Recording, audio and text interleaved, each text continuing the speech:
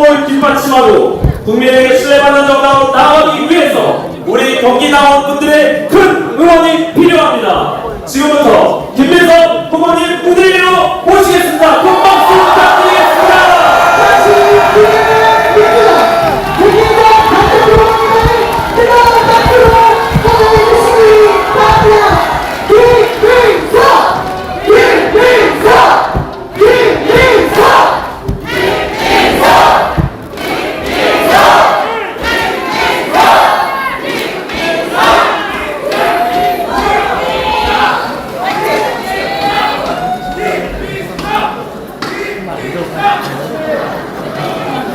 세상은 변합니다. 세상에서 변하지 않는 유일한 것이 있다면 세상은 변한다는 그러한 진리입니다. 그래서 세상에서는 많은 변화가 있고 많은 징크스가 깨집니다. 언제 그런 일이 있었나 싶게 우리는 그런 징크스의 깨짐 속에서 세상을 살고 있는 셈을 합니다. 경기도에서 도지사를 하면은 대통령이 절대 못 된다, 이렇게 이야기했던 시절이 있었습니다. 경기도지사 출신들이 도전을 여러 했잖아요. 이 누구누구, 손 누구누구 쭉 했었죠. 한이는 안경을 끼면은 대통령 못한다, 그랬던 시절도 있었습니다. 처음으로 안경을 끼고 대통령 되신 분이 문재인 대통령입니다. 그때 안경도 끼고 경기도지사까지 했는데 대통령이 딱하니 되신 분이 있습니다. 바로 이곳에서 배출한 분이십니다. 누구십니까?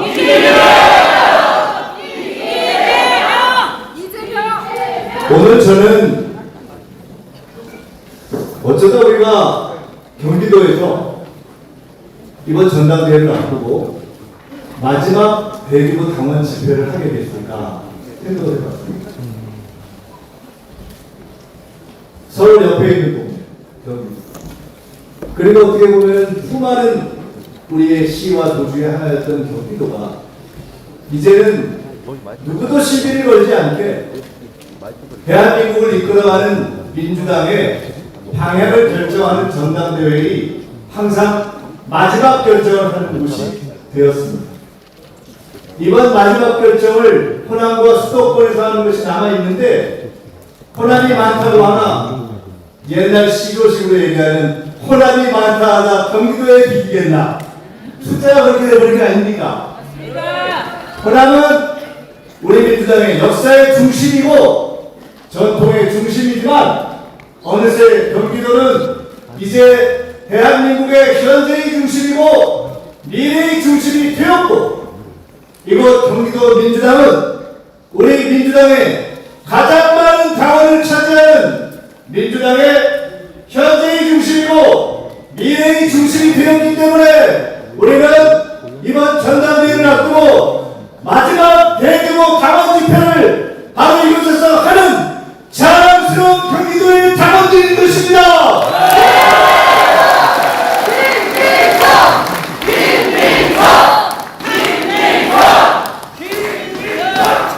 정말 많은 만남과 모임을 이번 전당대회 기간에 해왔습니다. 광주에서는 거의 7,000명씩 모이고, 전북에서도 3,000명씩 모이고, 서울에서도 국회를 꽉 채우고. 근데 오늘의 집회는 굉장히 뜻깊은 의미가 있습니다. 사실상 내일은 호남 투표가 시작되고 모레는 수도권 투표가 시작됩니다. 어제는 우리는 이번 전당대회를 앞두고 가장 마지막 뜻을 같이 하는 민주당, 그 중에서도 뜻을 같이 하는 이재명 대통령을 중심으로 당과 정부를 안정시키고 당정관계를 안정시키고 당을 제대로 세우자, 그런 뜻으로 모이는 마지막 집회, 그 자리에 모여 있는 것입니다. 맞습니까? 저는 그래서 여러분께 누구보다도 당을 잘 아시고 걱정하시고 깊이 생각하시는 여러분과 잠시 그냥 나눔의 시간을 좀 가졌으면 합니다. 이번 전당대회를 전후해서 제가 가졌던 생각과 느낌의 변화를 놔두고 공유하고 싶습니다. 김민석을 오래 아시는 분들은 김민석의 20대부터 아십니다. 제가 처음 김민석이라는 이름을 세상에 알린 것은 20살, 지금부터 42년 전 서울대 학생회장 때였습니다. 1985년 서울대 학생회장으로 당선된 것이 동아일보의 일면으로 나기 시작했으니까 벌써 15년, 26년, 41년이 지났습니다.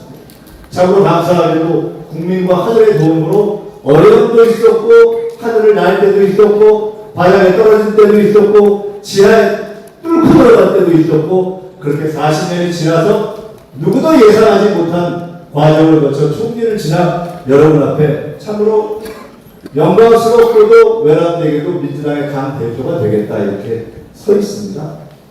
그런데 그 40년간 저를 지켜보신 분들은 대략 압니다. 제가 어지간하면 화를 내지 않는다는 것, 제가 어지간하면 목소리를 높이지 않는다는 것, 제가 어지간하면 열받지 않는다는 것, 심지어 국회에서 총리로 답할 때 야당에서 어지간히 여기 우리끼리 딱 한 번 하겠습니다. 개소리를 해도 제가 어지간하면 참고 그냥 좋은 말로 하고 굉장히 품격 있게 하려고 노력한다는 것. 국회당의 집회에 대통령님하고 같이 얘기하면 꼭 말씀하시거든요. 아, 그래, 그렇지. 총리가 좀 품격 있게 해야지. 그럼 제가 열이 여기까지 올라갔다가도 원칙은 지키되 말은 가급적 열기를 빼고 노력을 하는 편입니다. 아시지 않습니까? 네. 그래서 많은 분들은 어떤 때는 안정감이 있다고 생각하시고 어떤 때는 심지어 지난 1년 동안 저 총리가 말을 할 줄 아나? 이러셨다는 거 아니에요. 그런데 그런 김민석이 당대표에 나와서 이제 7월 1일 날 총리를 그만두고 나와서 오늘로서 한 달 반, 그리고 당대표에 출마를 결정하고 한 달 정도, 초반 두 주 정말 힘들었어요. 굉장히 고통스러웠어요. 매일 아침에 생각했어요. 매일 아침에 저를 돌이켜봤습니다. 사람마다 다 자기가 믿는 것이 있죠. 저는 저의 믿음이 있는 사람입니다. 새벽에 기도하고. 근데 고통스럽더라고요. 내가 이렇게 화를 내는 것이 맞는가? 내가 이렇게 화를 내고 있지? 나는 왜 이렇게 분노하는가? 나의 격정은 어디서 오는가? 그런데 지난 한 달 정도 저는 참으로 오랫동안 휩싸이지 않았던 격정에 휩싸였었습니다. 너무 화가 났어요.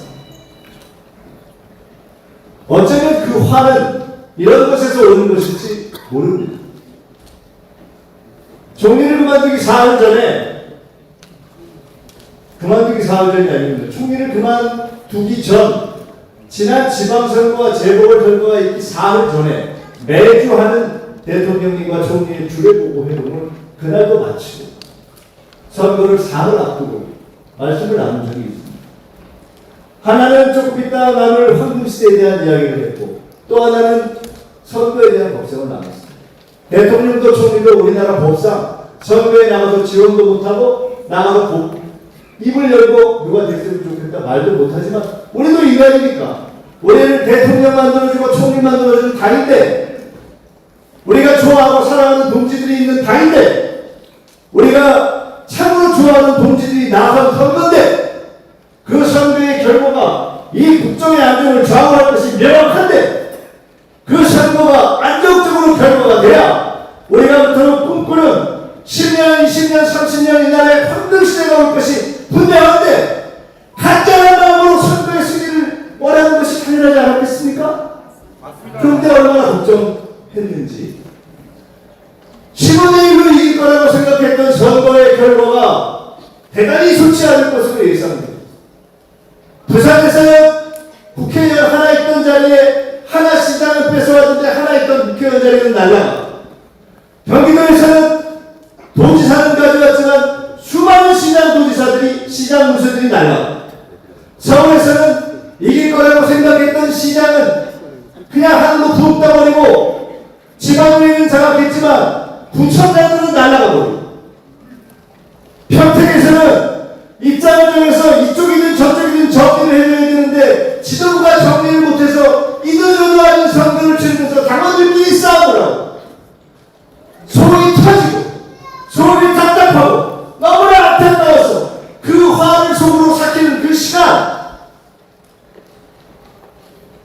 그런데 그때 대통령님과 제가 나눴던 이야기가 있습니다. 제가 이렇게 얘기했습니다. 대통령님, 제가 제일 많이 생각하는 단어가 황금시대입니다. 전 세계 어느 나라도 황금시대가 역사상 있었습니다. 영국에는 빅토리아 여왕의 제국주의를 연 시대가 있었고, 미국에는 루즈벨트 대통령이 사장님을 해서 뉴딜 시대로 미국을 초강대국에 올린 그런 전성기가 있었고, 스웨덴은 사회민주당이 30년 집권해서 전 세계의 역사에 자랑스러운 사회복지 국가라는 새로운 시대적인 개념을 만들어낸 시대가 있었고, 그러한 전성기 황금시대가 있는데 어쩌면 우리는 5천년 역사의 처음으로 한 번도 세계 1등을 못하는 나라에서 AI 1등, 반도체 1등, 민주주의 1등, 한류 1등, K푸드 1등, K뷰티 1등, 모종의 1등하고 잘만 하면 인도의 시선 탑으로가 100년 전에 시를 쓰기를 100년 후 대한민국이라는 나라에 그때는 그냥 한반도 조선에 촛불이 켜지는 날 그 나라가 세계를 인도할지 모른다 이렇게 썼던 시가 실제로 100년 후에 광화문에 촛불이 켜져서 대한민국이 K민주주의로 전 세계의 민주주의를 자랑할 수 있게 되는 그런 위대한 역사가 펼쳐지는 황금시대를 우리가 만들 수 있다! 이 꿈을 갖고야 한다! 그런 꿈이 바로 앞인데 제가 보기에는 지난 4년 동안 대통령의 옆에서 일을 해왔던 김민석이 보기에는 이재명이 바로 그런 시대를 열고 있는데 눈에 뻔히 보이는데 이번에만 1년 황금시대가 쭉 가는데 너무나 간절한데 근데 저는 될 것 같더라고요. 서울도 이기고 그래도 이기겠지 그래서 대통령님 황금시대를 대통령님이 여셨으니 우리가 이 황금시대를 만드는 것을 정말 저는 간절하게 무장해야 된다고 생각합니다. 대통령께서 이렇게 말씀하셨습니다. 제가 어차피 나가는 거 아셨잖아요. 지금 우리 모두에게 필요한 것은 바로 그런 이야기 아니겠는가? 그런 이야기가 우리 모두에게 보이면 얼마나 좋겠는가? 결과는 승리할 수 없는 결과였습니다. 승리냐 패배냐 그 규정은 중요하지 않습니다. 그 결과를 누구보다도 온몸으로 느끼는 대통령이 기자간담회를 통해서 국민에게 사과했고 기자간담회에서 표정관리가 안 되는 며칠을 지냈다고 이야기했습니다. 승리냐 패배냐 중요하지 않습니다. 우리는 지난 선거에서 이 선거에 책임을 져야 할 지도부가 책임져야 할 그런 결과를 만들어내기 때문에 책임지라고 요구하는 것입니다.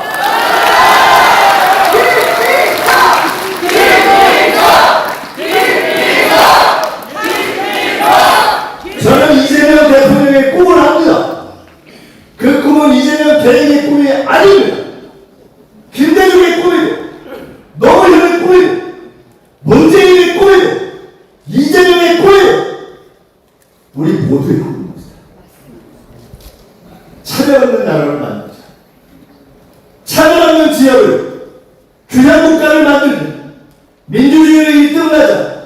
국무회의에서 대통령이 참으로 진하게 계속해서 사죄 좀 없애라고 이야기하는 나라, 그런 개혁적인 대통령이 있는 나라, 경기도 이하로는 내려가지 않던 반도체와 AI를 호남, 충청, 영남까지 내려보내고 이제는 경기도와 지방이 쌀끓이로 AI 반도체를 내서 전 세계의 1등 나라는 꿈을 가진 나라, 이재명이 꾸는 꿈, 3대 메가 프로젝트의 꿈은 다른 말로 하면 그토록 지지도 천대받던 호남부터 시작해서 호남, 충청, 영남으로 뻗어나가는 AI 반도체 세계 1등을 만들고 지금까지 뛰던 경기도 함께 뛰는 쌀거리로 우리도 세계 1등 한번 해보자. 그 꿈 아닙니까?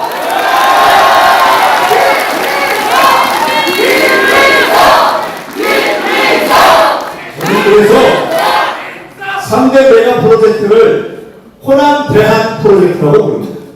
호남 대한 3대 메가 프로젝트. 호남이 시작하고 대한민국 전체가 잘 사는 5급 3특 전체가 혜택받는 그러한 프로젝트.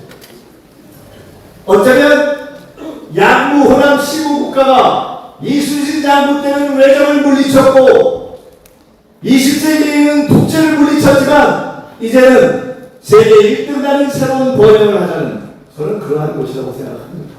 그저 호남일 뿐입니다. 호남 이어서가 아니라 가장 변방에 있던 곳들이 일어난다는 것, 그것이 지질도 어렵게 살았던 우리의 대통령 이재명이 만들고 싶었던 우리를 대신한 꿈이기 때문에 우리는 반드시 그 꿈을 실현해야 할 것입니다.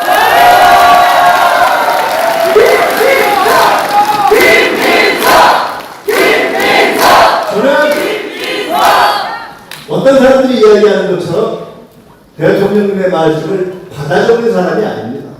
함께 의논하고 함께 그림을 만들어내어 왔습니다.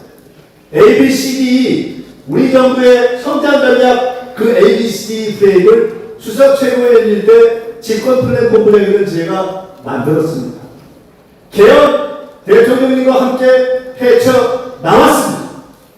수석 최고위원일 때 누구도 집권 플랜이라는 이야기를 하는 것이 성급하다고 할 때 집권 플랜을 얘기해야, 그래야 저들이 우리를 무서워하고 우리가 집권할 수 있다는 것을 보여주고 반드시 사법 쿠데타를 막을 수 있다고 확신했기 때문에 집권 플랜 본부를 만들자고 했고, 대통령께서 오케이 하셨고 집권 플랜 본부를 만들었고 집권 100일 플랜을 만들었고, 저들이 쿠데타를 해서 벌판된 용산에 들어가서도 완벽한 준비로 100일, 200일, 300일, 1년을 넘어 확실하게 내란을 극복해야 되는데 대통령님을 도우고 국정을 안정시킬 수 있었던 것입니다.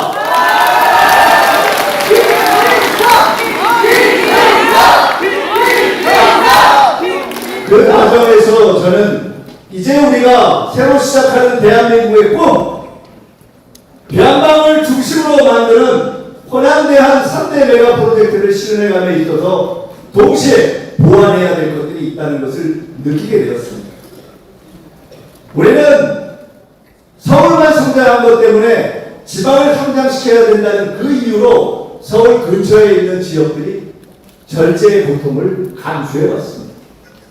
인천이 그렇고, 인천 강화가 그렇고, 경기가 그렇고, 경기 북부하고, 강원이 그렇고 강원 척결이 그렇습니다.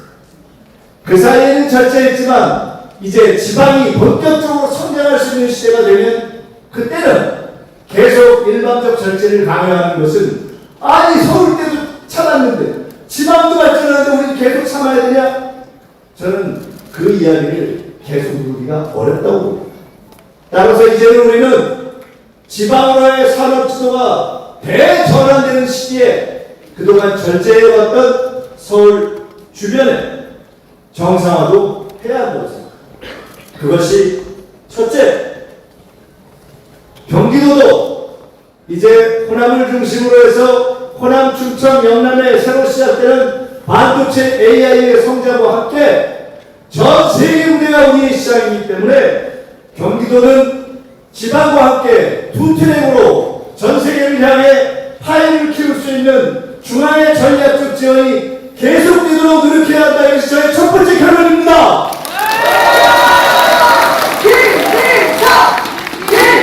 두 번째는 경기도에서도 마치 서울의 강남과 북이 다르듯이 경기도의 북부가 갖고 있는 그 어려움에 대한 우리의 섬세한 이해가 있어야 한다고 생각합니다.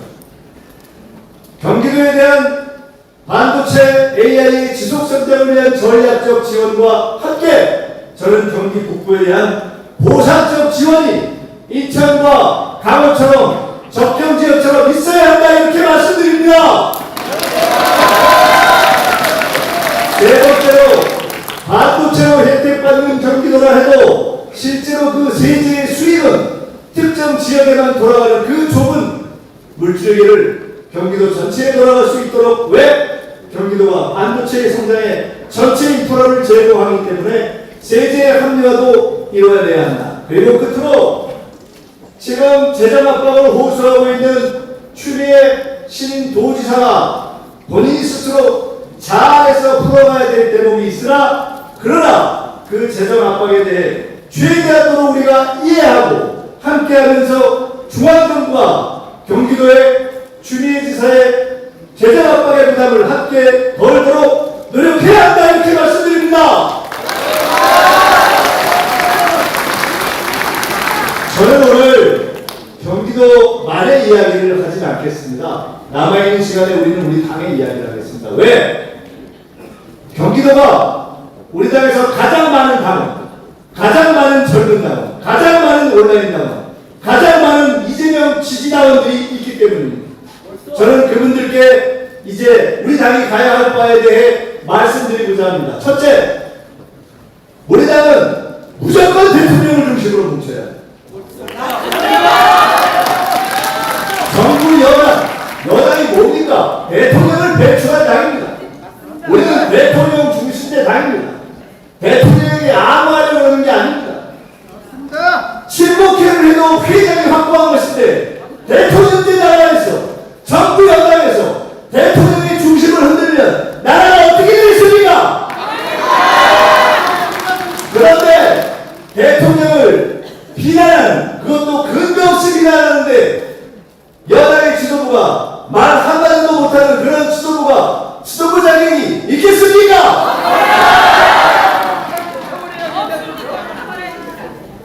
그리고 우리는 전국의 선거를 이겨내는 수호지 역할을 해야 합니다. 솔직히 부럽습니다. 경기도는 실수 안 하면, 잘하면, 어지간하면 이기잖아요. 어지간히 잘 못하면 지기도 하잖아요. 도지사도 이길 수 있고 시장 군수도 때로는 놓치지만 사실 후보가 더 노력하고 당원이 더 노력하고 당이 좀만 더 노력하면 싹쓸이 하는 게 불가능한 것 아니지 않습니까? 그러면 경기도는 좀 알아서 하십시오. 알아서 이기세요. 그럴 수 있는 건 아닙니다. 왜? 경기도가 우리 당의 중심입니다. 그러면 여러분의 노블리스 오블리제는 무엇이냐? 가장 강한 경기도당의 책임은 서울을 이기게 하고 우리의 어려운 지역을 이기게 하고 우리 당의 청년층을 다가오게 하는 바로 그 고민, 전략적 고민의 센터가 되어주셔야 하는 것입니다. 여러분이 해주지 않으면 누가 하겠습니까? 첫째, 내년 서울 선거를 이겨야 합니다. 하늘이 그래도 우리에게 다시 한 번의 기회를 주고 있습니다. 둘째, 내년 강릉 국회의원 보궐선거를 이겨야 합니다. 셋째, 우리 당의 청년층들이 다시 찾아오게 해야 합니다. 저는 그런 고민을 하고 있습니다. 아마 제가 당대표가 되면 우리 당의 역대 당대표 가운데 당의 실무를 가장 많이 알고 당의 선거를 실제로 가장 많이 치러온 당대표가 되지 않을까 저는 생각합니다. 실제가 그렇습니다. 그래서 저는 여러 가지 아이디어를 이미 내고 있습니다. 서울에는 광화문에 제2단사를 만들 것입니다. 한 200평 멋지게 열어서 청년위원회한테 다 열라고 하고 다 운영하라고 하고 거기에서 청년과 시민과 당원전을 만들고 거기에서 우리 당의 업무도 생중계하고 시민들과의 만남도 매일매일 하고 생중계하고 그렇게 멋진 당원들 제2당사, 광화당사를 만들어내서 당을 국민과 시민과 가깝게 하겠습니다. 그렇습니까? 대구에는 김광석 청년문화재를 전국에 익산에는 김민기 청년문화재를 만들어서 우리 당에 영원한 청년위원회가 주도하게 하겠습니다. 돈도 다 내주겠습니다. 그래서 그 당에는 당이 좀 간지나네. 좀 뭐 할 줄 아네. 행사를 한 거라면 경기도당 행사든 서울시당 행사든 제가 무조건 주한당에서 조금 더 문화적으로 치를 수 있는 아이디어를 낸다면 무조건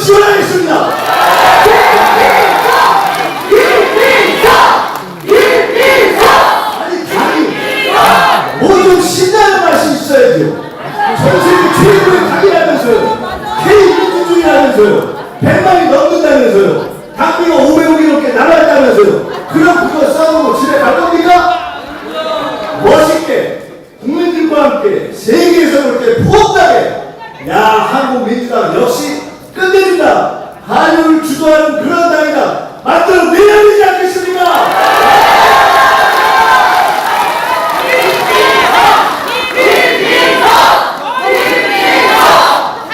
제가 우리 당 국회의원들과 죄송합니다. 당직자를 별들 볶을게요. 국회의원들이 일 안 하면 저는 어차피 국회의원 할 만큼 했어요. 이제 나는 그냥 눈 딱 감고 옛날에 김대중 대통령 때는 누가 바둑 안 두나 보고 다녔다는 거 아닙니까? 제가 또 은근 바둑을 안 두거든요.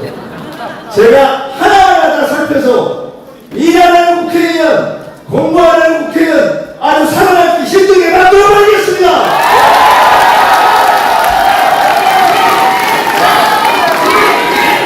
여러분, 대통령이 정부 쫙 모아놓고 업무 보고 갖고 생중계하니까 재밌죠? 네! 계속 보고 싶죠? 네! 장관들 깨질 때 더 신나죠? 네! 아주 이상한 분들만 모였어요. 우리도 괴로워요. 저는 그래도 대통령이 옆에 있으니까 눈을 안 부딪히니까 그나마 나아요. 앞에 있는 장관들, 법무부 장관 정성호, 국방부 장관 안구배, 아우 괴롭습니다. 그런데 그 괴로움을 우리 당에도 좀 가져와야 되겠어요. 우리 당의 업무보고를 생중계해서 국민과 당의 재정 지원을 받고 있는 민주당이 재정을 어떻게 쓰는지 공개하고 국회의원들 토론 생중계가 높게 대단해요. 그냥 하면 돼요. 우리 당의 운영을 생중계하고 우리 당이 어떻게 다음 선거를 준비하는지 우리 당이 생각하는 여성과 청년 정책은 무엇인지 과연 체계적으로 준비하고 있는지 몽땅 드러내겠습니다.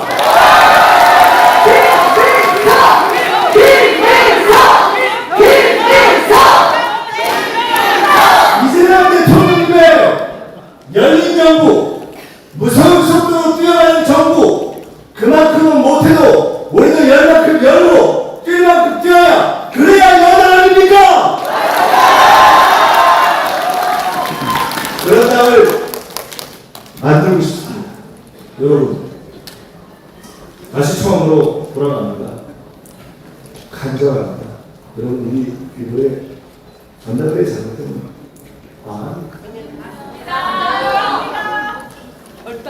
여러분, 다음 서울시장 선거, 다음 강릉 선거, 다음 총선, 그래도 저도 결과는 없지만 대통령님이 나와서 해주시면 좋지만 우리나라 법은 대통령이 선거도 못 하시잖아요.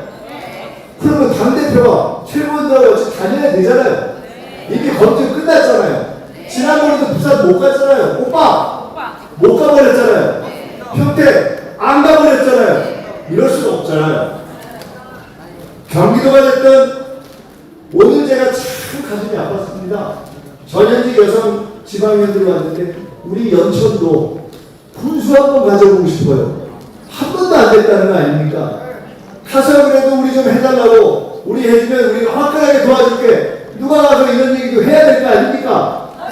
대구 영국도 가고 부산 울산 경남도 가고 강원도 가고 서울도 가고 그리고 우리 편만 아니라 중간층에게도 때로는 보수에게도 우리 함께 합시다라고 이야기할 수 있는 당대표가 필요하고 그리고 나 혼자 뻥 선언해가지고 망가뜨려버리는 것이 아니라 진지하게 차근차근 단계적으로 당원들의 뜻을 모아서 합당을 할 건지 말 건지 정리를 해내는 그런 당대표가 필요하지 않습니까?